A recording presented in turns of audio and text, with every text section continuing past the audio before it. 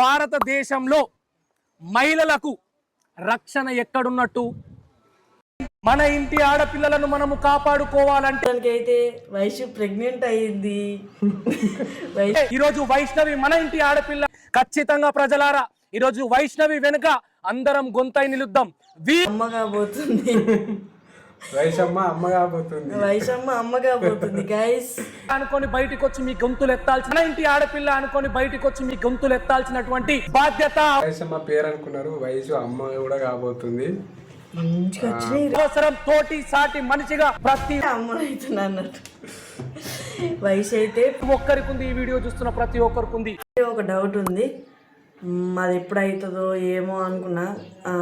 ఈ criminal minded people ఒకవేళ ఇట్లనే ఇదే విధంగా ఉంటే, ఒకవేళ అసలు నడుము నొప్పి లేదు, ఏం నొప్పి లేదు, నాకేం అనిపిస్తలేదు. అందును అంత దారుణంగా చంపిన తర్వాత కూడా అదే బేలు మీద కనుక మరి పీరియడ్ ఎందుకు అసలేదు? ఇదంతా నాకు డౌట్ పడ్డది గైస్. ఆ డౌట్ మాకు కఠినమైన తక్షణమైన శిక్షలు కావాలి. మన పింపుల్స్ బాగానే ఇప్పటికి ఇచ్చిన దీన్ని చూడుర్రి. ఇంటి ఆడపిల్లలను మనము కాపాడుకోవాలంటే ఈరోజు వైష్ణవి మన ఇంటి. కామెంట్ చేయరు మీరు, ఓకేనా?